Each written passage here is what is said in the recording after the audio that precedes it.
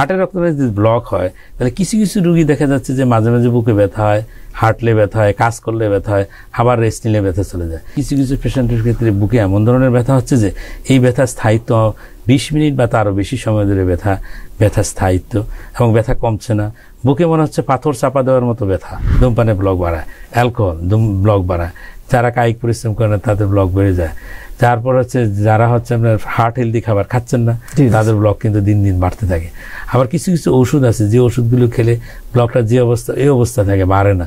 তাহলে আমি দেখা যাচ্ছে যে যদি আমি অভ্যাসেরও কিছু পরিবর্তন আনতে পারি, যে যে ওষুধ এটাকে বাড়াবে না সেই ওষুধগুলো যদি খেতে পারি, তাহলে এটা একটা লেভেলে সে স্থির থাকলো।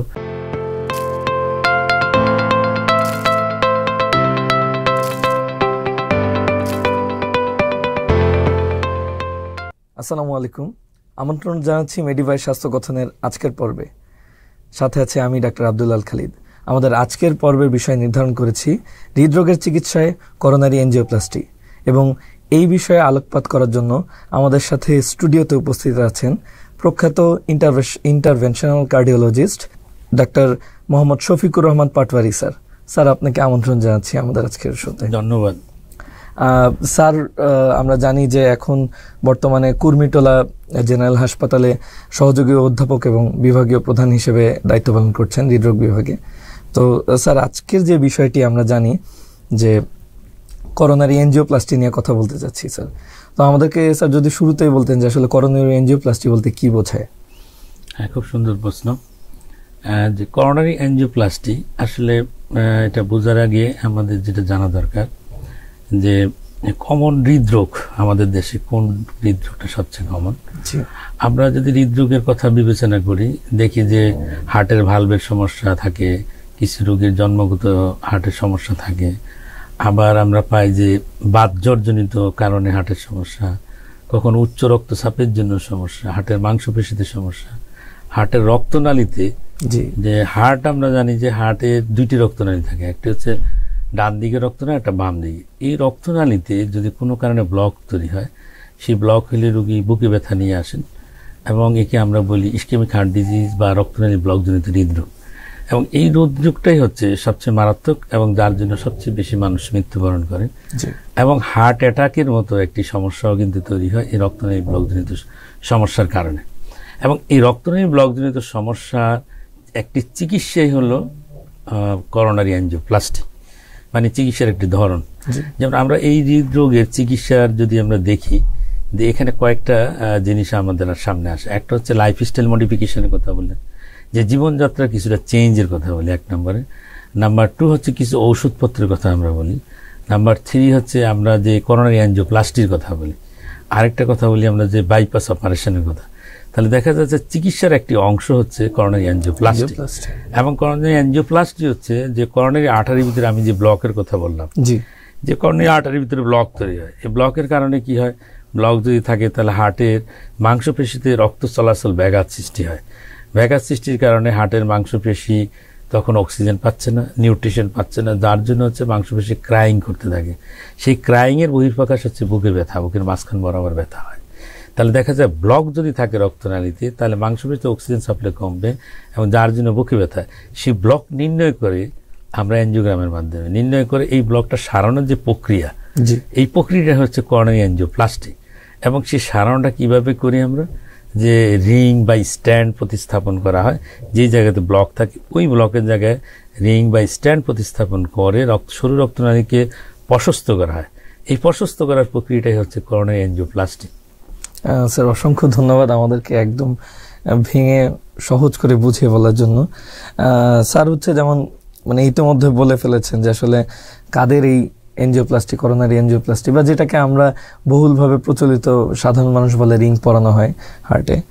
তো স্যার হচ্ছে এটা আসলে যে বললেন যে বিভিন্নভাবে এটার মানে কি কি প্রক্রিয়া রয়েছে যদি বলতেন। আমরা যদি করোনারি এনজিওপ্লাস্টি নিয়ে একটু কথা বলি, যে এটা তো একটা চিকিৎসা ধরন আমরা বুঝলাম, যে আসলে সব চিকিৎসা তো সবার জন্য প্রয়োজন নেই।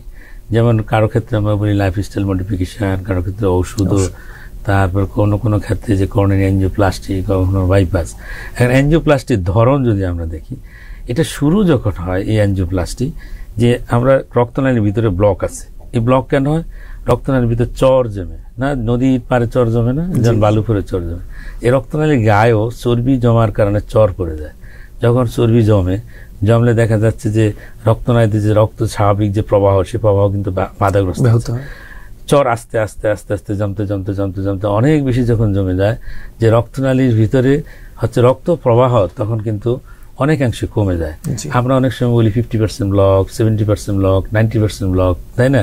এবং আপনার রোগীরা যেমন এনজিওগ্রাম করার পরে এসে বলেন, স্যার কত পার্সেন্ট ব্লক আছে, কটাতে কত পার্সেন্ট, মানে সবার ভিতরে একটা আগ্রহ কত পার্সেন্ট। তাহলে এই যে ব্লকটা, তাহলে এই ব্লকটা সারানোর যে প্রক্রিয়াটাকে আমরা বলছি অ্যাঞ্জিওপ্লাস্টি, এখন এটা বিভিন্নভাবে সারানো যায়। কখনো কখনো আমরা শুধুমাত্র বেলুন প্রয়োগের মাধ্যমে যে সরু রক্তনালীকে প্রশস্ত করি আমরা, তখন তাকে প্লেন বেলুন অ্যাঞ্জিওপ্লাস্টি আমরা বলি, যেখানে কোনো রিং টিং পরানো হচ্ছে না, বেলুনের মাধ্যমে। আবার এখন আমরা কি করি, যে বেলুনের গায়ে ড্রাগ লাগানো থাকে, স্পেশাল কিছু মেডিসিন লাগানো থাকে, যে মেডিসিনগুলো লাগানোর ফলে হয় কি, যখন যে ব্লকটা থাকে সেই ব্লকটা পুনর আর ব্লক হয় না। যখন আমরা বেলুন দিয়ে ফুলিয়ে দিব এবং মেডিসিনটা যখন গায়ে লাগিয়ে দিব, তখন যে ফুলেন, তখন আর নতুন করে ব্লক হয় না।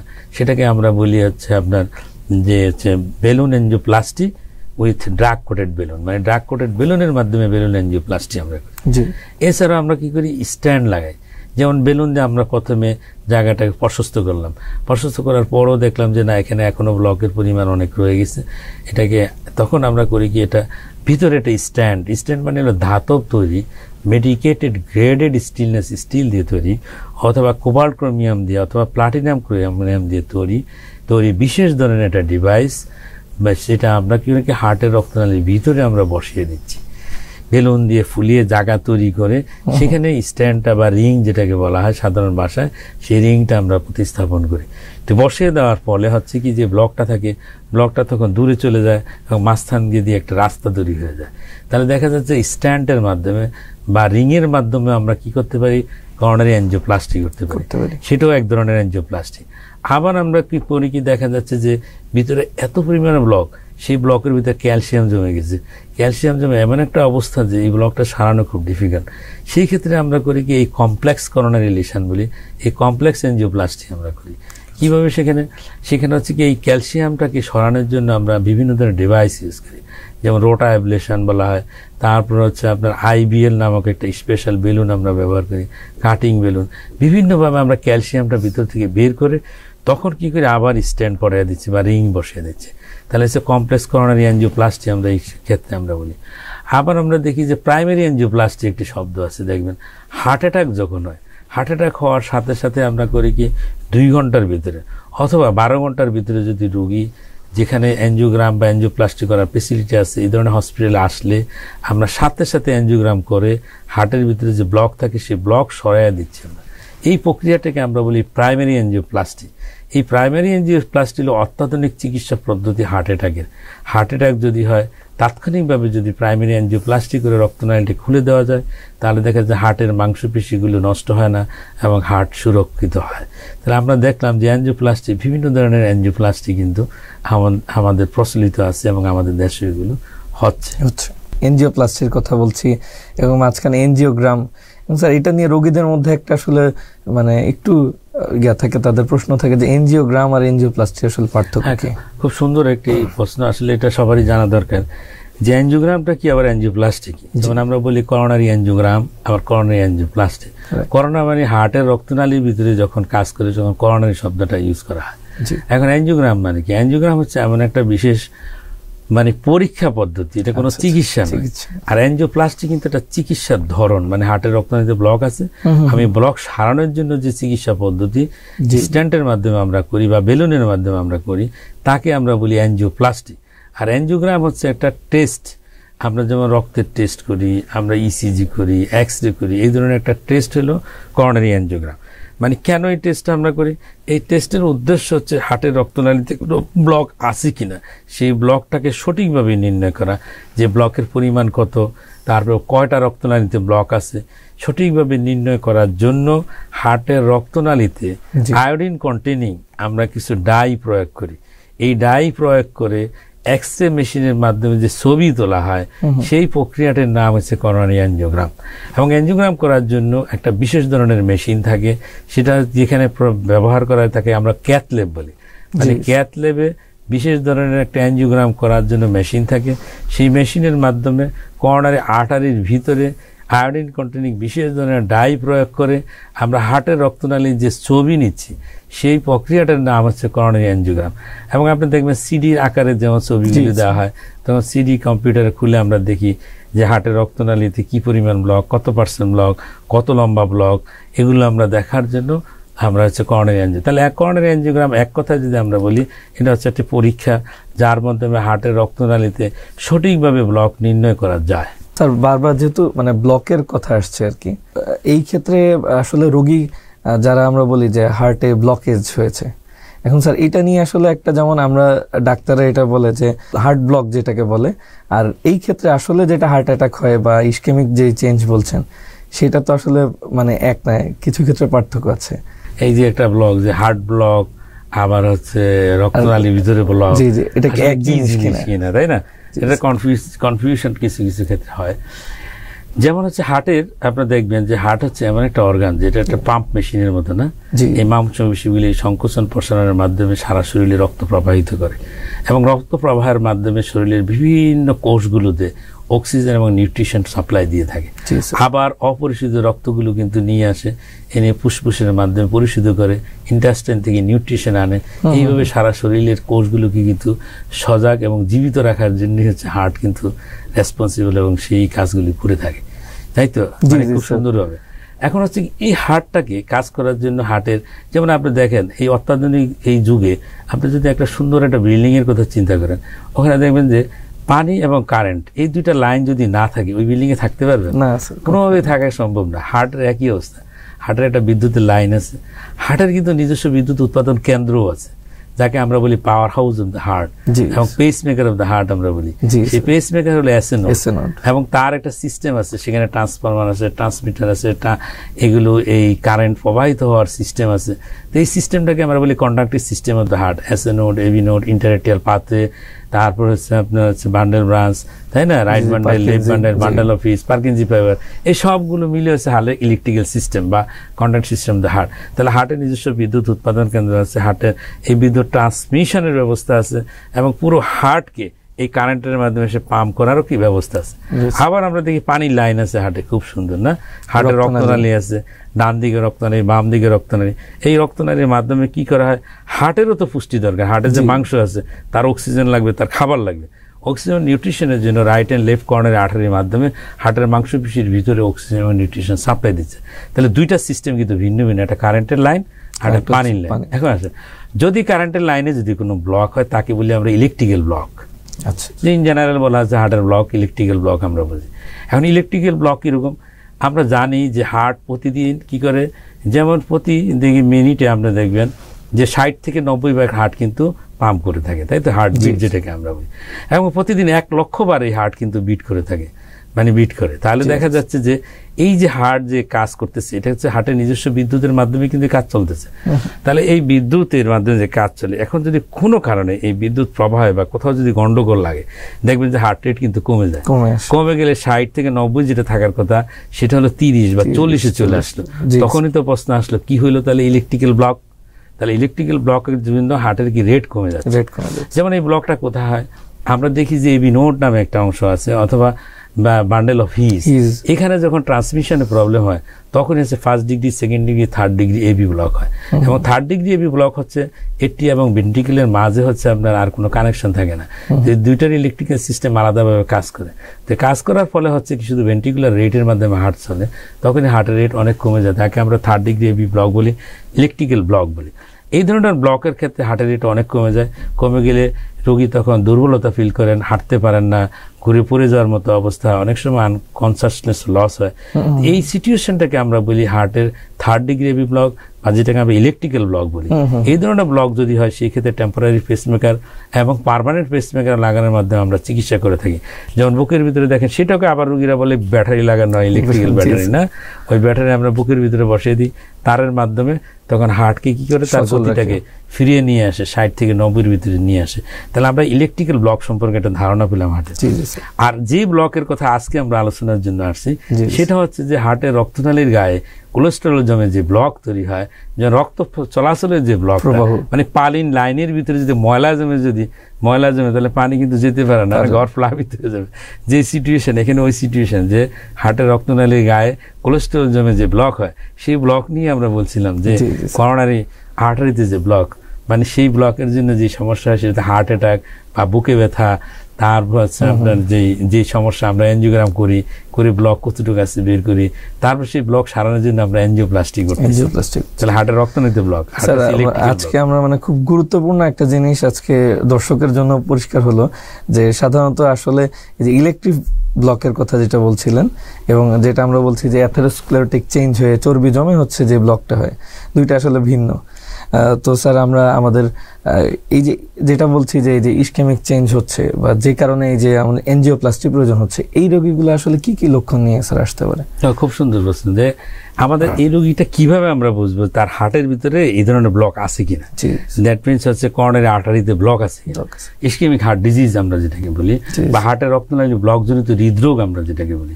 এবং এই হৃদরোগের একটা স্পেকট্রাম আছে, মানে এই রোগীটা কিভাবে আমাদের সামনে এসে হাজির হয়। দেখবেন একজন মানুষ মানে করিম সাহেব একটা অফিসে চাকরি করতেন না, রেগুলার উনি অফিসে হেঁটেই যান, তার বাসার আশেপাশে অফিস হাতে মাইল 2-1-এর ভিতরে, তো উনি রেগুলারই অফিসে হেঁটে যাচ্ছেন আসতেছেন। কিন্তু দেখা যাচ্ছে যে হঠাৎ করেই ওনার হচ্ছে উচ্চ রক্তচাপ আছে, ডায়াবেটিস আছে, উনি এখন অফিসে যেতে গেলেও ঠিক মতো যেতে পারেন না। কিছু দূর হাঁটার পর মনে হচ্ছে বুকে একটু চাপ লাগে বা একটু দুর্বল লাগে, হ্যাঁ, কখনো কখনো আবার বুকে ব্যথাও হয়। আবার মাঝে মাঝে ওনাকে একটু রেস্ট নিয়ে আবার অফিসে যেতে হয়। আবার অফিসটা হচ্ছে তার 4 তলাতে, সিঁড়ি বেয়ে যখন উপরে উঠেন, আগে তো ইজিলি উঠে যেতেন নামতেন, এখন উঠতে গেলেও তার কষ্ট হয়। দোতলা উঠার পর সিঁড়িতে যে একটু রেস্ট নেন, তারপর আবার 4 তলায় উঠেন, এই ধরনের একটা যদি পরিস্থিতি হয় তখনই আমাদের সন্দেহ হয় যে হার্টের রক্তনালীতে ব্লক আছে কিনা। তাহলে দেখা যাচ্ছে যে হার্টের রক্তনালীতে ব্লক হয়, তাহলে কিছু কিছু রোগী দেখা যাচ্ছে যে মাঝে মাঝে বুকে ব্যথা হয়, হাঁটলে ব্যথা হয়, কাজ করলে ব্যথা হয়, আবার রেস্ট নিলে ব্যথা চলে যায়। এই ধরনের একটি সিচুয়েশন যদি হয় তাকে আমরা বলি সিসিএস বা ক্রনিক কোরোনারি সিন্ড্রোম বলা হয়। আবার আমরা দেখি যে কিছু কিছু পেশেন্টের ক্ষেত্রে বুকে এমন ধরনের ব্যথা হচ্ছে যে এই ব্যথার স্থায়িত্ব 20 মিনিট বা তারও বেশি সময় ধরে ব্যথা স্থায়িত্ব, এবং ব্যথা কমছে না। বুকে মনে হচ্ছে পাথর চাপা দেওয়ার মতো ব্যথা, মনে হচ্ছে বুকে হাতির পা যেন আমার বুকের উপরে এসে পড়েছে, এরকম একটা সিচুয়েশন হয়। অনেক সময় ঘামে যাচ্ছেন, বমি বমি ভাব হয়, বুকে ব্যথা, শ্বাসকষ্ট, এই ধরনের সিচুয়েশন হচ্ছে। সেই ব্যথা সেটাকে আমরা বলি মানে হচ্ছে আনস্টেবল সিচুয়েশন বা একিউট করোনারি সিন্ড্রোম আমরা বলি। একিউট করোনারি সিন্ড্রোমকে আবার ইসিজি এবং ট্রোপোনিনের ভিত্তিতে আমরা বলি নন এসটি এলিভেটেড মায়োকার্ডিয়াল ইনফার্কশন, আবার বলি এসটি এলিভেটেড মায়োকার্ডিয়াল ইনফার্কশন, কখনো কখনো বলি আনস্টেবল এনজিন। 3টা ক্যাটাগরিতে আমরা ভাগ করি। তারপরে আমরা দেখতেছি যে হার্টের রক্তনালীতে এই ব্লক থাকার কারণে হঠাৎ করে 100% বন্ধ হয়ে যাচ্ছে এবং প্রচণ্ড ব্যথা নিয়ে রোগী আসতেছেন। এবং এই সমস্ত রোগীগুলো দেখা যাচ্ছে অনেক সময় 1 ঘন্টার ভিতরে অনেক পেশেন্টই মৃত্যুবরণ করে হসপিটালে যে পৌঁছার আগেই, তাকে মায়োকার্ডিয়াল ইনফার্কশন বা হার্ট অ্যাটাক আমরা সংক্ষেপে আমরা বলি। অনেক সময় দেখি আমরা যে দীর্ঘমেয়াদী এই হার্টের রক্তনালী ব্লকজনিত সমস্যার কারণে হার্টের পাম্পিং ক্যাপাসিটি কমে যায়, হার্ট বড় হয়ে যাচ্ছে, শ্বাসকষ্ট হয়, ঠিকমতো চলাফেরা করতে পারে না, রাত্রে শুইলে শ্বাসকষ্ট হচ্ছে। এই ধরনের সিচুয়েশনকে আমরা বলি ইসকেমিক কার্ডিওমায়োপ্যাথি। অনেক সময় হার্টের ব্লক যদি থাকে কোনো ধরনের লক্ষণ ছাড়াই হঠাৎ মানুষ মৃত্যুবরণ করেন, এরিথমিয়া হয়, যেটাকে আমরা সাডেন কার্ডিয়াক ডেথ বলি। তাহলে দেখা যাচ্ছে যে একটি ইসকেমিক হার্ট ডিজিজের হার্টের রক্তনালীতে যদি ব্লক থাকে তাহলে একজন পেশেন্টরা বিভিন্নভাবে কিন্তু আসতে পারে। ক্রনিক করোনারি সিন্ড্রোম নিয়ে আসতে পারে, আনস্টেবল এনজিনা নিয়ে আসতে পারে, ST elevated myocardial infarction, non ST elevated myocardial infarction, sudden cardiac death, ischaemic cardiomyopathy. এই বিভিন্ন ধরনের অনেক সময় রোগী হার্ট ফেলিউর নিয়ে আসেন, তার শ্বাসকষ্ট হচ্ছে, শ্বাসকষ্ট নিয়ে রোগীরা চলে আসেন। তাহলে দেখা যাচ্ছে যে বিভিন্নভাবে কিন্তু রোগীরা আসেন। তবে একটা টিপিক্যাল জিনিস যেটা থাকে রোগীদের, সেটা হচ্ছে যে এই সমস্ত রোগীর কতগুলো রিস্ক ফ্যাক্টর থাকে। যেমন আমরা দেখি যে তাদের মেল পেশেন্টদের এগুলো বেশি হয়, যার বয়স মেল 45 ইয়ার্সের বেশি, ফিমেল যাদের বয়স 55 ইয়ার্সের বেশি তাদের বেশি হয়, যারা ধূমপান করেন, যারা অ্যালকোহল খাচ্ছেন, যারা ড্রাগ এডিক্টেড, যাদের উচ্চ রক্তচাপ থাকে, যাদের ডায়াবেটিস মেলাইটাস থাকে, যাদের রক্তে কোলেস্টেরলের মাত্রা বেশি থাকে, এবং যারা কায়িক পরিশ্রম কম করেন, যারা মুটিয়ে গেছেন, যারা হচ্ছে খুব ঘুমাচ্ছেন না ঠিক মতো, অস্থিরতা নিয়ে জীবনযাপন করেন, টাইপ এ পার্সোনালিটি, কম্পিটিটিভ লাইফ স্টাইল যারা লিড করেন, অমুকের গাড়ি আছে আমার গাড়িটা কোথায়, আমুকের বাড়ি আমার বাড়ি কোথায়, এই ধরনের যে condition, competitive life, stressful life, এই সমস্ত কন্ডিশনগুলোই হচ্ছে এই হার্ট অ্যাটাকের জন্য দায়ী। এবং হার্ট অ্যাটাক এবং হার্টের ব্লকজনিত হৃদরোগ যদি হয়, রোগী সাধারণত বুকের মাঝখান বরাবর ব্যথা হয়। রোগী বলে যে আমার মাঝখানে বুকে চেপে আসার মতো ব্যথা। সেই ব্যথা কখনো বাম হাতে যেতে পারে, কখনো ডান হাতে, কখনো চোয়ালে, পিঠে আসতে পারে, বুকের উপরের পেটের উপরের অংশে আসতে পারে, চোয়ালে আসতে পারে, তারপরে ঘাড়ে ব্যথা যেতে পারে। তাহলে দেখা যাচ্ছে এই ব্যথাটার ধরনই কিন্তু একটু ভিন্ন ধরনের। অনেক সময় আমরা মনে করি গ্যাস্ট্রিক করে গ্যাস্ট্রিকের ওষুধ খাচ্ছি, কিন্তু ভিতরে হার্টের রক্তনালী কিন্তু ব্লক হয়ে আছে। সুতরাং এই ধরনের ভুল করা যাবে না। এবং এই ধরনের সিচুয়েশন যদি হয়, অবশ্যই একটা ইসিজি, একটা হচ্ছে ট্রোপোনিন, সিরাম ট্রোপোনিন, এই দুইটি টেস্টের মাধ্যমে কিন্তু আমরা সঠিকভাবে নির্ণয় করতে পারি যে আদৌ হার্টের এই ধরনের কোন রোগ আছে কিনা। স্যার খুব সুন্দর করে আমাদেরকে বিষয়টা পরিষ্কার করলেন। তো স্যার যেমন বলছিলেন যে এই যে যেটাকে আমরা ইসকেমিক চেঞ্জ বা বহুল প্রচলিত হচ্ছে হার্ট অ্যাটাক বলি, স্যার এই ইদানিং দেখা যাচ্ছে যে অনেক ক্ষেত্রে ইয়াং বা হচ্ছে তরুণ বয়সী রোগীদের মধ্যে হার্ট অ্যাটাকের প্রবণতা বাড়ছে। স্যার এটার কারণটা আসলে কি? খুব সুন্দর প্রশ্ন, যে ইয়াং মার্কেট ইনফেকশন মানে ইয়াং জেনারেশনের ভিতরে হার্ট অ্যাটাক। এখন আসেন আমরা যদি হার্টের এই অ্যাটাক বা হার্টের রোগের কথা বিবেচনা করি, দেখেন এটা হচ্ছে কি আসলে একটা হচ্ছে আধুনিক যুগের আধুনিক আয়ন, তারপর কম্পিটিটিভ লাইফস্টাইল এবং এই সমস্ত জিনিসের সাথে এটা খুবই রিলেটেড। এবং দেখেন খাদ্য অভ্যাসের অনেক পরিবর্তন। খাদ্য অভ্যাসে আমরা যেটা দেখি ট্রান্সফ্যাট প্রচুর, আমরা যে খাবার খাচ্ছি, এবং দেখবেন বেকারি জাতীয় খাবার বা ফাস্ট ফুড, যেগুলো জাঙ্ক ফুড, সবকিছুর ভিতরে হচ্ছে ট্রান্সফ্যাট থাকে। ট্রান্সফ্যাট মানে হাইড্রোজেনেটেড ফ্যাট, মানে হচ্ছে যে তরল ফ্যাটটা ছিল, আমরা বারবার যদি রিপিটেডলি এটা যদি গরম করি, উতরাই, তাহলে দেখা যাচ্ছে এটাতে হাইড্রোজেন ভিতরে ঢুকে, তখন unsaturated fat converted to the saturated ফ্যাটে কনভার্টেড হয়। তাহলে এই ফ্যাটই কিন্তু বেশি থাকে খাবারের ভিতরে। কারণ আপনি একটা সমোসা খান, সিঙ্গারা খান, দেখবেন যেগুলো বারবার ডুবন্ত তেলের ভিতরে বারবার উঠতে হচ্ছে, এখানে স্যাচুরেটেড ফ্যাট তৈরি হয়, ট্রান্সফ্যাট তৈরি হয়ে যাচ্ছে। তাহলে দেখা যাচ্ছে যে বেকারি খাবার, জাঙ্ক ফুড, এই সমস্ত ফুডের ভিতরে যেই কোলেস্ট্রল থাকে সেটার ভিতরে হচ্ছে প্রচুর পরিমাণে হচ্ছে স্যাচুরেটেড ফ্যাট থাকে। তারপরে যেমন খাবার, যেমন আমরা যেটা হচ্ছে ফার্মের মুরগি খাচ্ছি, সেখানেও কিন্তু স্যাচুরেটেড ফ্যাট। তাহলে যাদের পায়ের সংখ্যা বেশি, যেমন গরু, খাসি, তাই না, চিংড়ি মাছ, তাই না, কাঁকড়া, এগুলিতে কিন্তু পায়ের সংখ্যা বেশি, তো ওদের যে চর্বিটা থাকে স্যাচুরেটেড ফ্যাট থাকে। তারপর হচ্ছে আমরা যদি ঘি, মাখন, বাটার, এগুলো, তাহলে খাদ্য অভ্যাসের ভিতরেই কিন্তু মানে খুব বেশি ঝামেলা। যে এই খাদ্য অভ্যাসটা ইয়াং জেনারেশন যে খাবারগুলো পছন্দ করে, এই খাবারগুলো যে বেশি হচ্ছে আপনার স্যাচুরেটেড ফ্যাট থাকে। তারপরে আমরা দেখি যে ধূমপান একটা স্টাইল, দেখেন ধূমপান তো করতেই হয় ইয়াংদের, বেশিরভাগ ইয়াংরাই ধূমপান করেন। তারপর অ্যালকোহল, বর্তমানে এগুলো drug addiction, air pollution, very important issue, heart অ্যাটাকের জন্য বলা হচ্ছে দায়ী। তাহলে এগুলো আবার ওজন বেড়ে যাওয়াটা, কম্পিটিটিভ লাইফস্টাইল, রাত ভরে জাগানো থাকে, মোবাইল টিপা, বিভিন্ন কাজকর্মের জন্য রাত জাগানো থাকা লাগে। যারা আর্লি ঘুমাচ্ছেন এবং আর্লি উঠেন, তাদের হার্ট অ্যাটাকের প্রবণতা অনেক কম। তাহলে দেখা যাচ্ছে যে অনেকগুলো ফ্যাক্টর কিন্তু এখানে রেসপন্সিবল।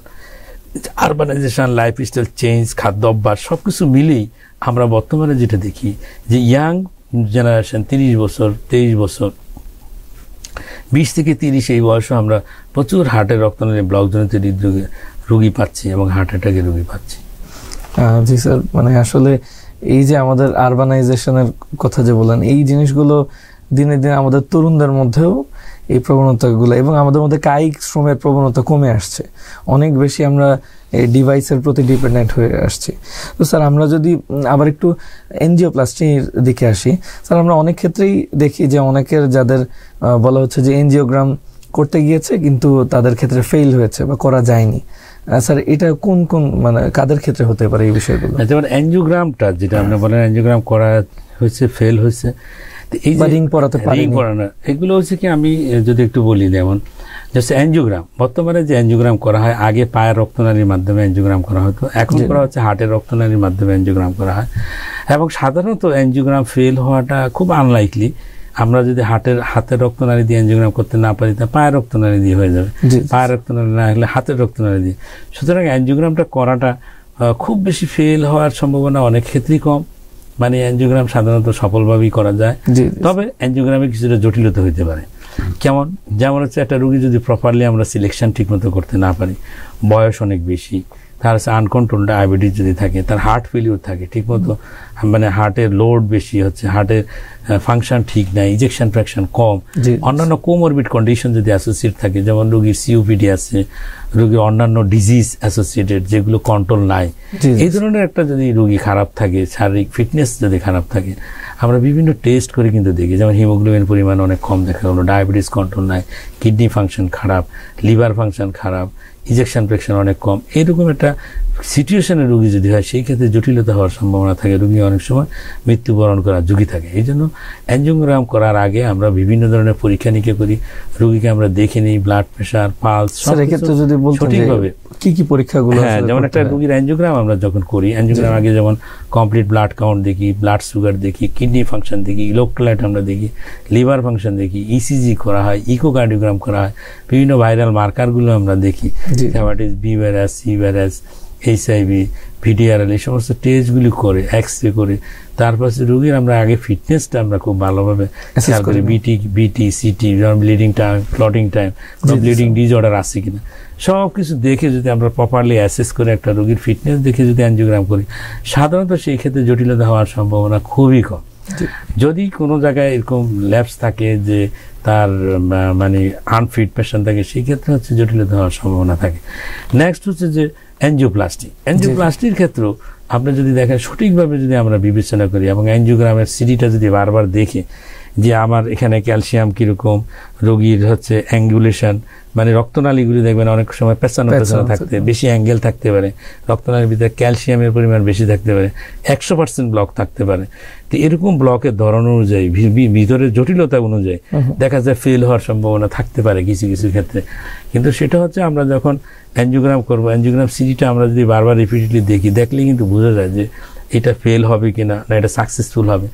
তারপর হচ্ছে যে যদি ক্যালসিয়াম বেশি থাকে, সেটার ট্রিটমেন্ট করার জন্য আবার বিভিন্ন ধরনের ডিভাইস আছে, যেটা হলো 100% বন্ধ, সেটাও খোলার জন্য আবার আলাদা সিস্টেম আছে। তাহলে আমরা যদি সিস্টেমেটিক্যালি অ্যানালাইসিস করে পর্যাপ্ত পরিমাণে আমার সাপোর্ট নিয়ে যে সমস্ত ডিভাইস এবং জিনিসপত্র আমার দরকার, সবকিছু নিয়ে যদি আমরা কাজ করি, সেই ক্ষেত্রে হচ্ছে ফেলিউরের সম্ভাবনা খুব কমই থাকে। স্যার, এটা আমরা আশা করি যে আমাদের রোগীরা আসলে, স্যার যেটা বলছিলেন যে একটা রোগী যে এই জাতীয় তার লক্ষণ নিয়ে আসলে আসলে উচিত তাকে মানে ইমিডিয়েটলি তাকে হাসপাতাল নিয়ে যাওয়া, তাহলে একটা ইসিজি করে অন্তত বুঝতে পারবে যে না তার কি হার্ট অ্যাটাক হয়েছে কিনা। তো আসলে একজন দক্ষ চিকিৎসকের কাছে গেলেই কালক্ষেপণ না করে রোগীটা ক্ষতির থেকে বরঞ্চ বাঁচতে পারবে। স্যার যেমন হচ্ছে বলছিলেন যে এই ব্লকের কথা, তো স্যার যদি এনজিওপ্লাস্টির যে সকল অত্যাধুনিক এখন পদ্ধতি আছে আমাদের দেশে কি সবগুলোই মোটামুটি অ্যাভেলেবল কিনা? হ্যাঁ, যদি আমরা অত্যাধুনিক সিস্টেমের কথা বলি, যেমন এনজিওপ্লাস্টি হচ্ছে একটা অত্যাধুনিক এবং লেটেস্ট করোনারি আর্টারির রোগের চিকিৎসা পদ্ধতি। তো এখানে যে ধরনের লেটেস্ট জেনারেশনের যে সমস্ত রিংগুলো বর্তমানে তৈরি হচ্ছে সারা ওয়ার্ল্ডে, স্ট্যান্ড যেগুলো আমরা বলি, এই স্ট্যান্ডগুলো কিন্তু লেটেস্ট জেনারেশন স্ট্যান্ড আমাদের দেশে অ্যাভেলেবেল, মানে সর্বাধুনিক সবচেয়ে লেটেস্ট যে প্রযুক্তি, এগুলো আমাদের দেশে অ্যাভেলেবেল। তারপর আমরা যদি বিবেচনা করি যে এই ব্লক ছুটানোর জন্য বিভিন্ন ধরনের তার ব্যবহার করতে হয়, বিভিন্ন ধরনের বেলুন ব্যবহার করতে হয়, যেমন তার, বেলুন, তারপর হচ্ছে যেমন আইবাস ইমেজিং সিস্টেম, যে হার্টের রক্তনালীর ভিতরে আলট্রাসোনোগ্রাফি দেখে যে সেই প্ল্যাকটা কি ধরনের, এখানে কিভাবে আমি মডিফিকেশন করব, কি বেলুন ব্যবহার করব, সেই ব্যবস্থা আমাদের দেশে, ওসিটি করার মতো ব্যবস্থা আছে, ভিতরে ক্যালসিয়াম বেশি থাকে, রোটা অ্যাবলেশনের মতো ব্যবস্থা আছে আমাদের দেশে। তাহলে দেখা যাচ্ছে যে লেটেস্ট যে প্রযুক্তিগত, যেমন আইবিএল মানে ক্যালসিয়াম থাকলে এটা ভাঙার ব্যবস্থা, তাহলে এই যে লেটেস্ট যে প্রযুক্তি বা লেটেস্ট টেকনোলজি, লেটেস্ট যে ডিভাইসগুলো, এই সব জিনিসই আমাদের দেশে অ্যাভেলেবেল। এবং আমি এর সাথে আপনাকে গর্বের সাথে বলতে পারি যে বাংলাদেশে বর্তমানে অনেক ইন্টারন্যাশনাল কার্ডিওলজিস্ট তৈরি হয়ে আছেন এবং যারা এই ধরনের অত্যাধুনিক কাজগুলি করেন, এবং এর জন্য বর্তমানে আমাদের দেশ থেকে যে বাইরে গিয়ে হার্টের রিং লাগানো বা হার্টের বাইপাস অপারেশন করা, হার্টের চিকিৎসা জন্য ভারত, সিঙ্গাপুর বা থাইল্যান্ড এই সমস্ত দেশে যাওয়ার প্রয়োজন আমার কাছে মনে হয় না, বরং আমাদের দেশে স্বল্প খরচে এবং কম খরচে এই ধরনের চিকিৎসা কিন্তু করা সম্ভব। যেখানে আপনার একটা উন্নত দেশে এই চিকিৎসা প্রায় 10 থেকে 12 গুণ অনেক বেশি খরচ পড়েছে, সেখানে আমাদের দেশে খরচ অনেক কম, কমের মাধ্যমে আমরা এই ধরনের রোগীদের সার্ভিস দিতে পারি। যেটা বললেন স্যার যে বাংলাদেশেই এখন ইতিমধ্যে অনেক প্রযুক্তি আছে এবং কম খরচে চিকিৎসা নেওয়া সম্ভব।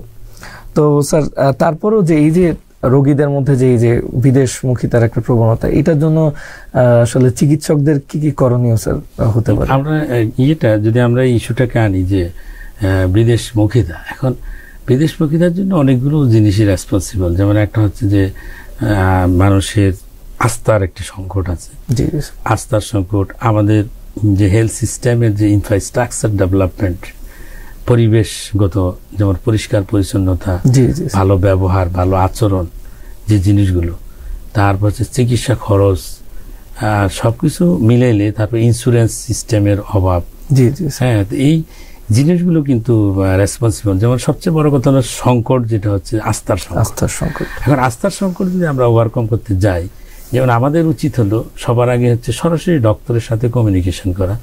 এখন আমরা অনেক সময় দেখি যে তৃতীয় পক্ষ, দ্বিতীয় পক্ষ, বিভিন্ন পক্ষের মাধ্যমে চিকিৎসার জন্য আমরা যাই।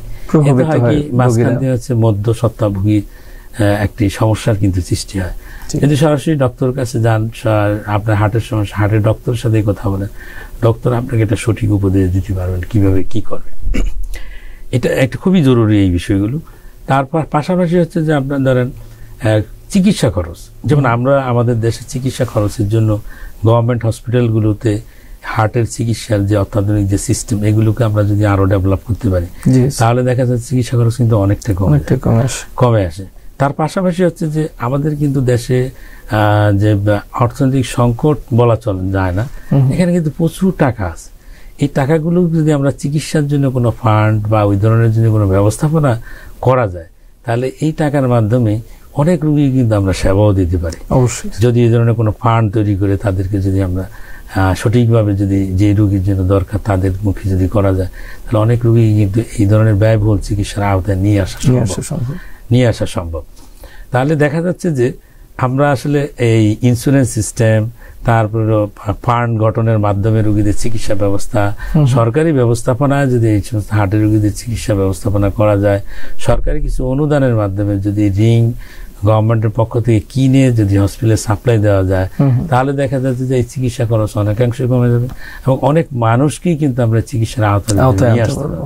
আপনি যেমন বলছিলেন যে আসলে খরচের বিষয়টা নিয়ে, তো স্যার এটা নিয়ে রোগীদের একটা জিজ্ঞাসা থাকে যে আসলে রিং এর পরানো বা হচ্ছে এনজিওপ্লাস্টির খরচ কেমন পড়তে পারে? হ্যাঁ, যেমন আমাদের দেশে দেখা যাচ্ছে যে রিংগুলো অ্যাভেলেবেল, তো এগুলোর দাম আগে কিন্তু অনেক বেশি ছিল। যেই স্ট্যান্ডগুলো আপনার হচ্ছে 60 থেকে 70 হাজার টাকা এখন অ্যাভেলেবেল, এগুলোর দাম কিন্তু ছিল প্রায় 1.5 লাখ 1,70,000 এরকম। এবং আগের চেয়ে মানে আপনার যে রিংয়ের দামগুলো কিন্তু অনেক এখন কমই আমাদের দেশে পাওয়া যাচ্ছে। তার পাশাপাশি হচ্ছে খরচের ব্যাপারটা হচ্ছে, যেমন প্রাইভেট হসপিটালে তো স্বাভাবিক যে হসপিটাল একটা খরচ, কিন্তু একটা খরচ আপনার সাথে যোগ হয়। কিন্তু যখন সরকারি হসপিটালে যাবেন, সেক্ষেত্রে শুধু রিং এবং আনুষঙ্গিক কিছু খরচ নিয়ে মোটামুটি দেখা যায় যে আপনার 70-80 হাজার টাকার ভিতরেই কিন্তু একটা বেসলে যদি রোগ থাকে, সিঙ্গেল স্ট্যান্ড কিন্তু প্রতিস্থাপন করা সম্ভব। প্রাইভেট হসপিটালে হয়তো বা সেই খরচটা আরেকটু বেড়ে যাবে, মানে হসপিটাল করার কারণে খরচটা বেড়ে যাচ্ছে।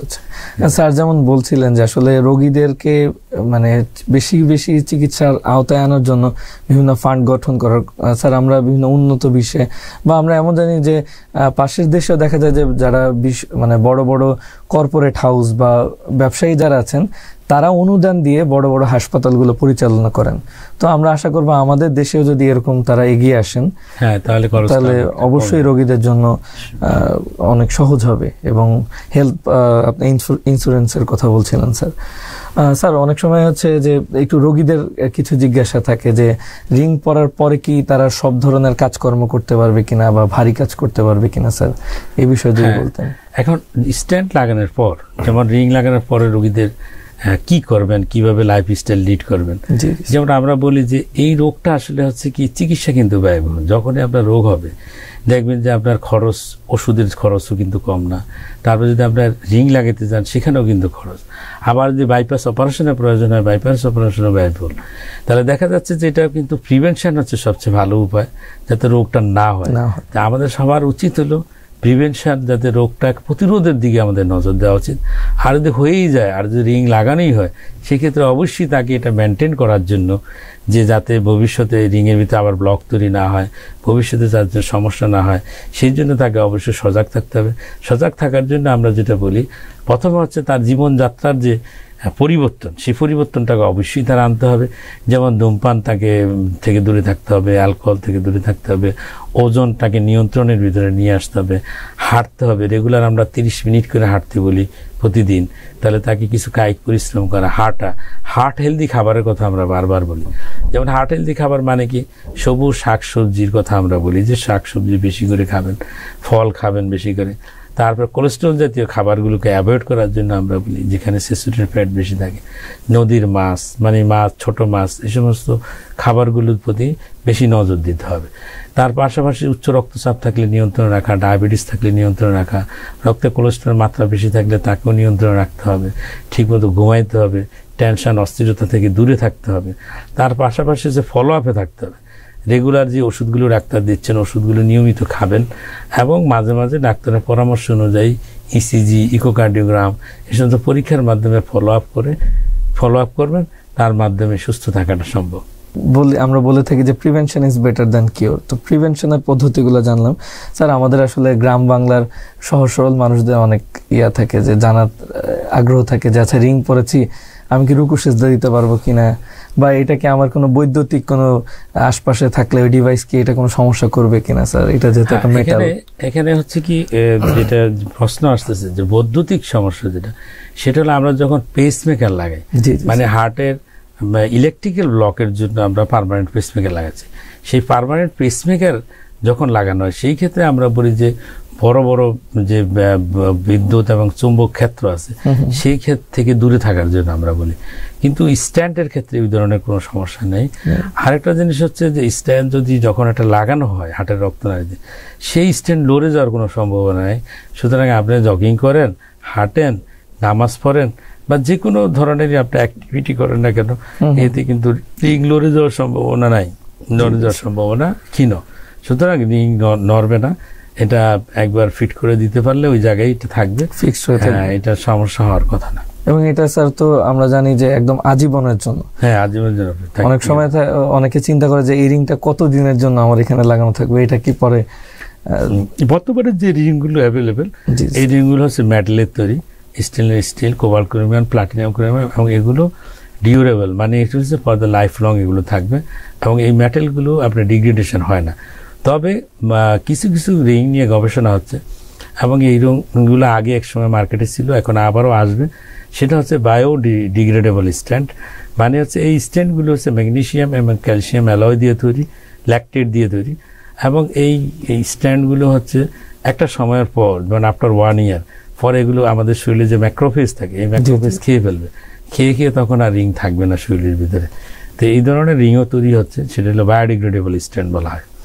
স্যার, আরেকটা ব্যাপার আমাদের জানার থাকে অনেক সময়, যে রিং পরানোর পরেও কি আবারও ব্লক হতে পারে কিনা একই ধমনীতে। হ্যাঁ, এখন রিং লাগানোর পর আবার ব্লক হতে পারে কিনা, এখন কথা হচ্ছে যে কোনো একটা পেশেন্টের আমরা যখন রিং লাগাবো, রিং লাগানোর পর দেখা গেল যে উনি যদি ঠিকমতো তার জীবনযাত্রার যে আমরা কথাগুলো বললাম সেগুলো যদি ঠিকমতো পালন না করেন, যেমন হচ্ছে আমরা রিং লাগালাম, ওষুধ খাচ্ছেন, উনি সিগারেটও খাচ্ছেন, ঠিক আছে, তারপর খাদ্য অভ্যাসে যেমন আমরা হার্ট হেলদি খাবারের কথা বলছি, কিন্তু হার্ট হেলদি খাবার আপনি খাচ্ছেন না, তাহলে দেখা যাচ্ছে যে নতুন নতুন ব্লক হওয়ার সম্ভাবনা আছে। কারণ হার্টের রোগটা জেনেটিক্যালি ডিটারমাইন্ড রোগ, দেখা যায় জিন দ্বারা নিয়ন্ত্রিত। সুতরাং এই রোগের প্রসেসটাকে আপনি বন্ধ করতে পারবেন না। সুতরাং আমরা রিস্ক ফ্যাক্টরগুলো যদি অ্যাভয়েড করতে পারেন, রোগটাকে একটা লেভেলে আপনি স্থগিত করে রাখতে পারেন, মানে স্থির করে রাখতে পারেন, কিন্তু প্রক্রিয়া তো চলতে থাকবে। সুতরাং ইনফ্লুয়েন্সিয়াল ফ্যাক্টরগুলি যদি পায়, সে আবার নতুন করে ব্লক তৈরি হবেই। যেমন আসেন, আমরা যখন অ্যাঞ্জিওগ্রাম করলাম তখন একটা রক্তনালীতে ব্লক আমরা পেলাম, সিগনিফিকেন্ট ব্লক, মানে আমরা বলি যে 70% বা তার বেশি হলে আমরা রিং লাগাই, মেন রক্তনালীতে 50% তার বেশি হলে রিং লাগাই। দেখা গেল যে এরকম একটা সিচুয়েশন আমরা পেলাম, তাকে রিং লাগিয়ে চিকিৎসা করে দিলাম।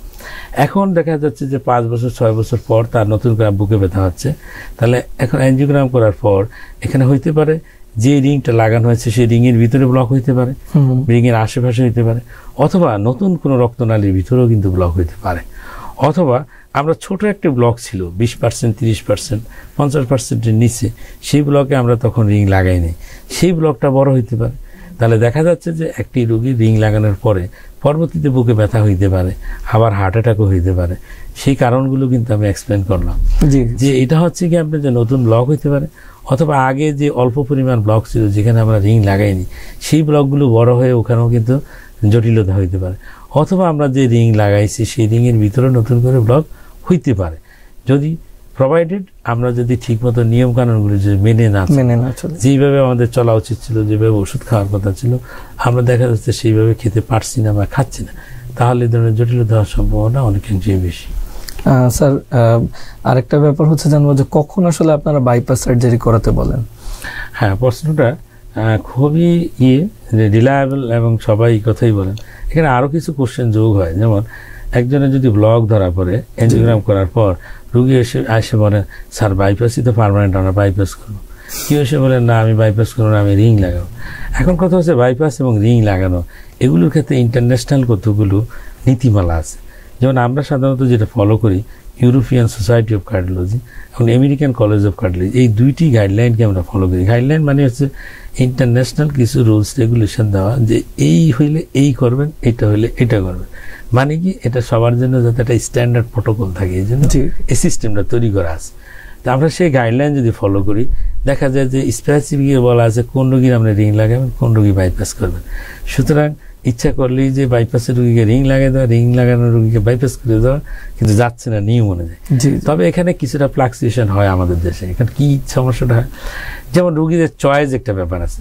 যেমন রোগী বললো না আমি রিং লাগাবো না, আমি বাইপাস করবো, তো এখন তো কিছু করার নেই, আপনাকে বাইপাসে রোগীকে বুঝাইতে হবে, মোটিভেট করার চেষ্টা করতে হবে। যেমন একটা মাত্র ব্লক আছে, একটা ব্লকের জন্য উনি কেন এত বড় ঝুঁকি নিতে যাবেন? বাইপাসটা বড় অপারেশন, তারপর এটা তো ঝুঁকি হতে আছে। যদি আমরা একটা রিং লাগালেই একটা সমস্যার সমাধান, আমরা বাইপাস করবেন কেন? তাহলে মোটিভেশন একটা ব্যাপার আছে।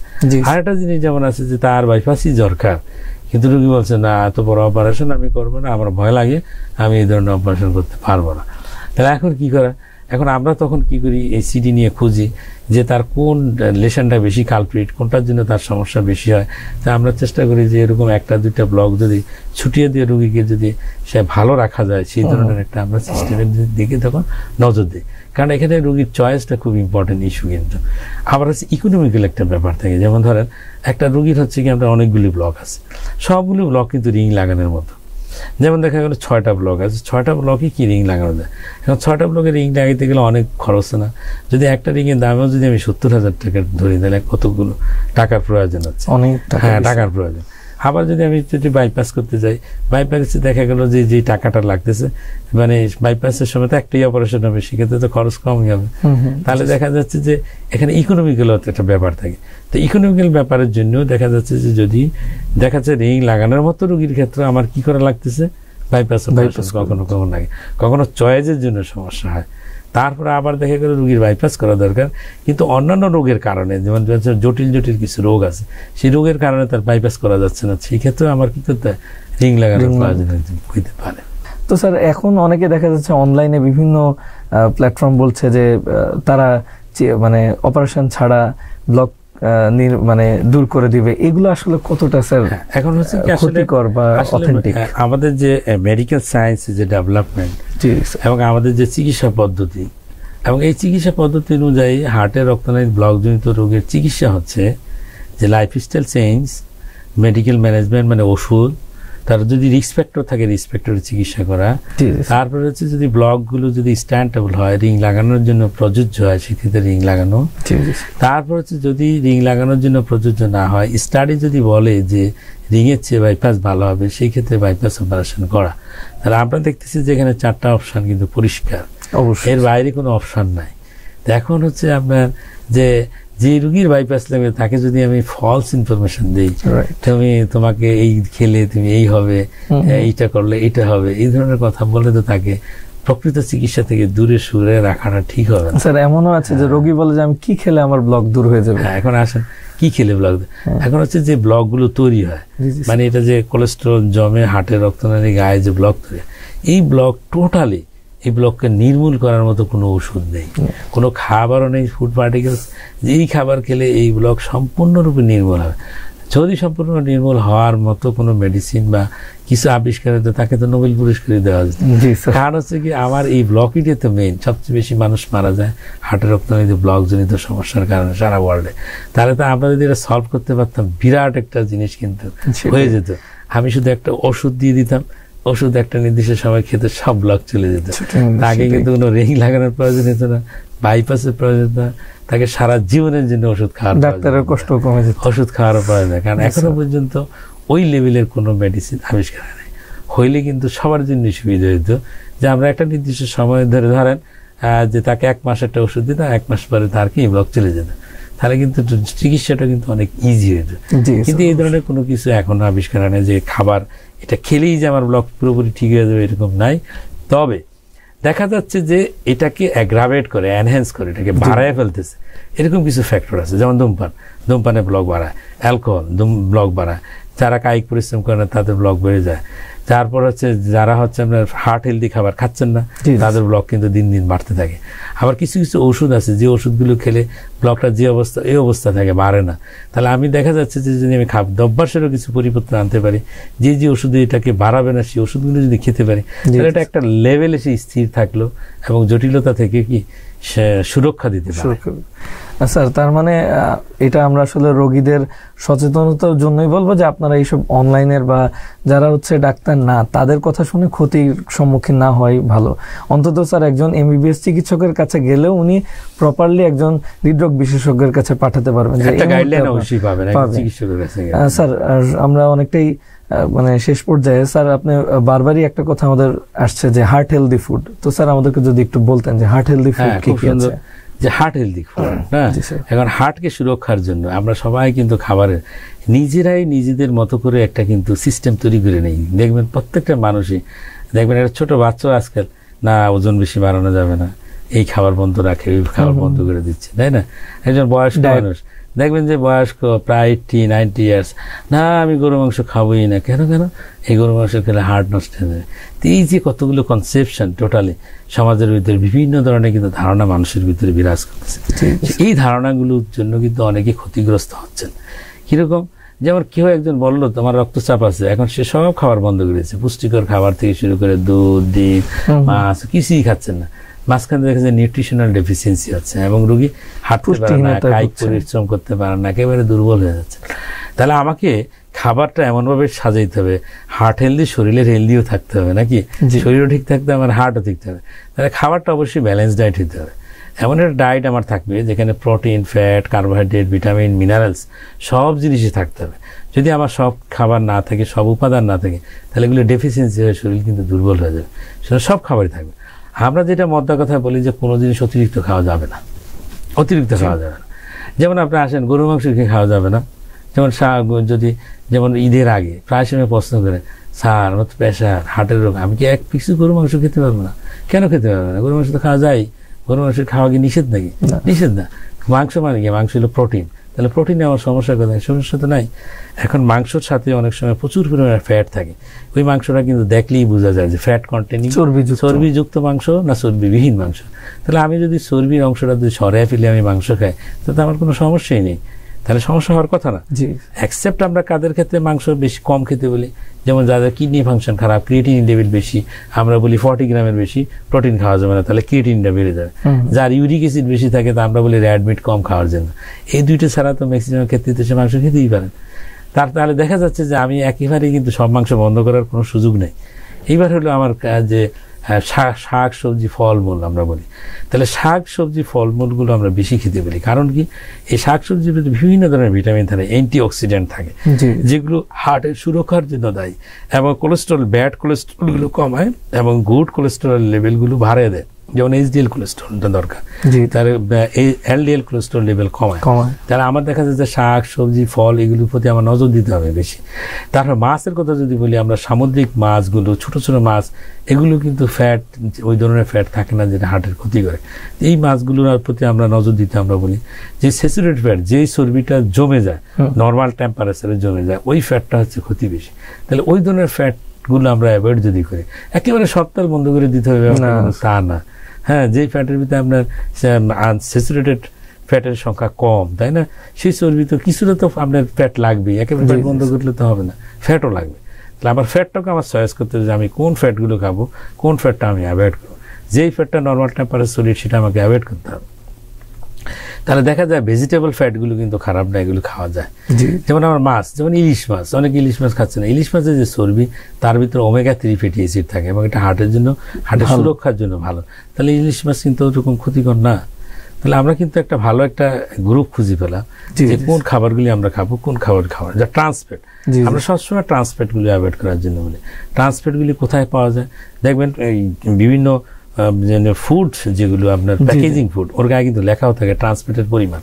তাহলে আমাকে দেখে নিতে হবে যে যেখানে হচ্ছে কি বারবার তেলকে ভাজা হয়, সেই ভাজা তেলের ভিতরে যে সমস্ত খাবারগুলি তৈরি করা হয় ওখানে ট্রান্সফ্যাটের পরিমাণ বেশি থাকে।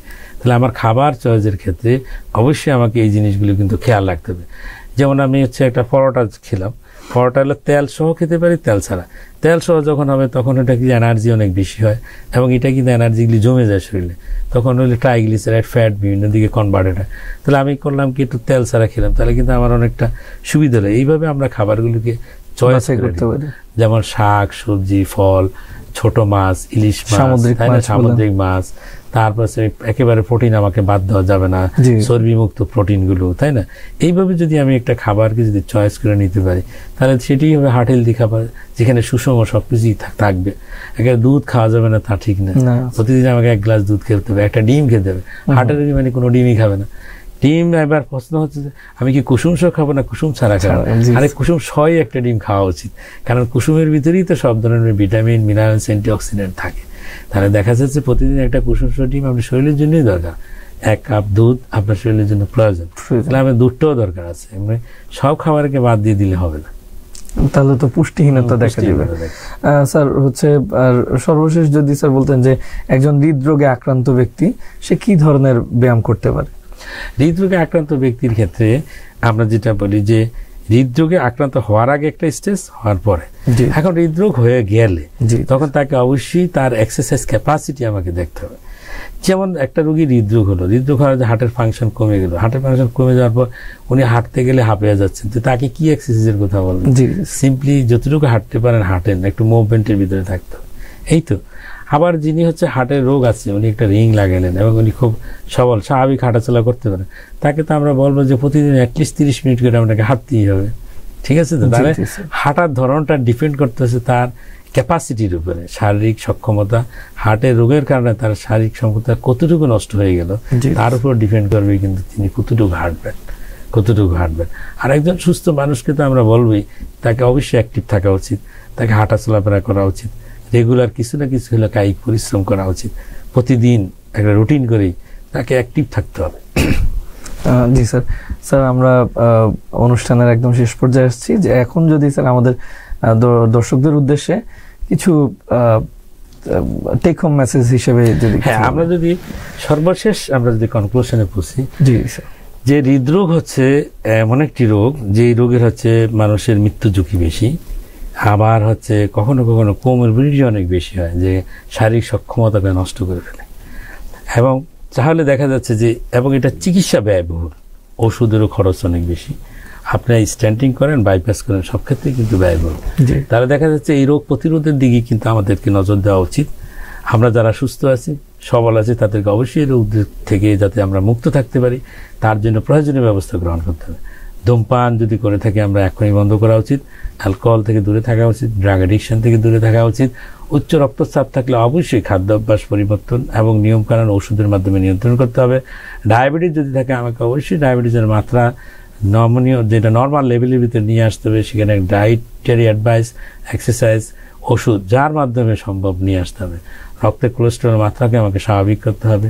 জীবনযাত্রার মানকে এমন পর্যায়ে নেওয়া যাবে না যেখানে খুব কম্পিটিটিভ লাইফস্টাইল, ঘুমানো যাচ্ছে না, দুশ্চিন্তা, অস্থিরতা, এই ধরনের লাইফস্টাইল থেকে আমাদেরকে অবশ্যই দূরে সরে আসতে হবে এবং সুন্দর স্বাভাবিক জীবনযাপন আমাদের করা উচিত। আর্লি ঘুমাইতে হবে, আর্লি উঠতে হবে, হ্যাঁ, খুব বেশি লোড নেওয়া যাবে না, ঠিক মতো ঘুমাইতে হবে। এর মাধ্যমে কিন্তু আমরা সুস্থ এবং সবল থাকতে পারবো। এবং হার্ট অ্যাটাককে বলা হচ্ছে যে এই হার্টের রোগকে 80% ক্ষেত্রে প্রতিরোধ করা সম্ভব যদি আমরা নিয়ম কানুন এবং খাদ্যাভ্যাস এই ধরনের যদি আমরা পরিবর্তন আনতে পারি, তাহলে অনেক ক্ষেত্রেই কিন্তু এই রোগকে নিয়ন্ত্রণ করা সম্ভব। জি স্যার, আপনাকে আন্তরিকভাবে ধন্যবাদ জানাচ্ছি আমাদের মেডিভাইজার পক্ষ থেকে, আমাদেরকে এত সময় দিলেন এবং আমরা আশা করছি আপনাকে এভাবেই আপনি আমাদের রোগীদেরকে সেবা দিয়ে যাবেন। আপনাকে ধন্যবাদ। এবং প্রিয় দর্শক, আপনাদেরকে অসংখ্য ধন্যবাদ জানাচ্ছি আমাদের সাথে এতক্ষণ ধৈর্য সহকারে এত গুরুত্বপূর্ণ আলোচনা শোনার জন্য। দেখা হবে আগামী পর্বে। আসসালামু আলাইকুম।